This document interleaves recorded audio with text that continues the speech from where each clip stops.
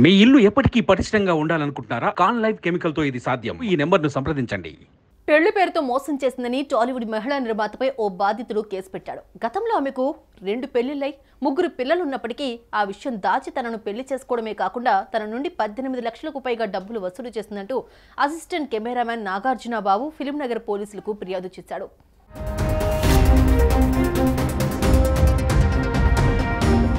హైదరాబాద్లోని వెంకటగిరికి చెందిన నాగార్జున బాబు సినీ పరిశ్రమలో కెమెరా అసిస్టెంట్గా పనిచేస్తున్నాడు. అతడికి భైరవపురం సినిమా షూటింగ్ సమయంలో చిత్ర నిర్మాతగా వ్యవహరించిన గుడివాడ ఆశా మల్లికతో పరిచయం ఏర్పడింది. కొన్ని రోజులకు ఆ పరిచయం కాస్త స్నేహంగా మారింది.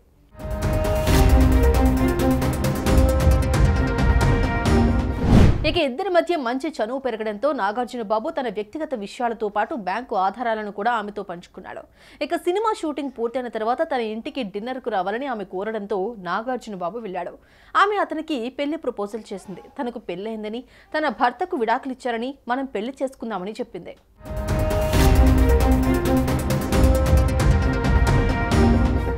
అంతే, ఇంకేముంది. ఆమె మాటలను నమ్మిన నాగార్జున బాబు వెనుక ముందు ఏమాత్రం ఆలోచించకుండా చిలుకూరు బాలాజీ టెంపుల్లో రహస్యంగా పెళ్లి చేసుకున్నారు.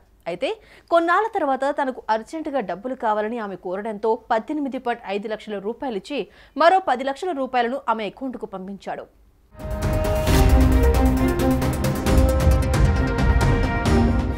ఇక డబ్బులు తీసుకున్న తర్వాత ఆమె ప్రవర్తనలో మార్పు వచ్చింది. తరచూ భర్తతో గొడవలు పడుతూ ఉండేది. ఆమె ప్రవర్తనపై అనుమానం వచ్చిన నాగార్జున ఆమె గురించి ఆరా తీగా నమ్మలేని నిజాలు బయటపడ్డాయి.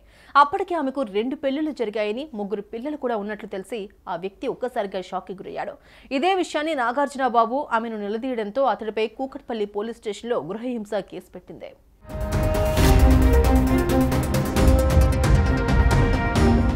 అయితే తాను కేసును రాజీ చేసుకోవాలంటే ఆస్తిలో సగం వాటా ఇవ్వాలని బెదిరిస్తోందని నాగార్జున బాబు జూబ్లీహిల్స్ పోలీసులను ఆశ్రయించాడు.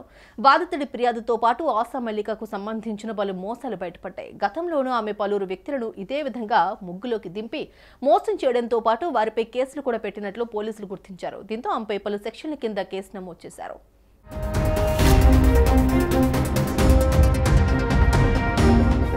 అయితే నాగార్జున బాబు మరోసారి పోలీసులను ఆశ్రయించాడు. ఆమె చెప్పిందల్లా నమ్మి మోసపోయానని, తాను ఆస్తి కోసం బెదిరింపులకు దిగుతోందని ఫిలిం నగర్ పోలీసులకు ఫిర్యాదు చేశాడు. బాధితుడి ఫిర్యాదు మేరకు కేసు నమోదు చేసుకున్న పోలీసులు దర్యాప్తు చేపట్టారు. అయితే గతంలోనూ ఆ మహిళా నిర్మాతపై నార్సింగి, కూకట్పల్లి, ఆంధ్రప్రదేశ్లోనూ కేసులు నమోదైనట్లు పోలీసులు గుర్తించారు.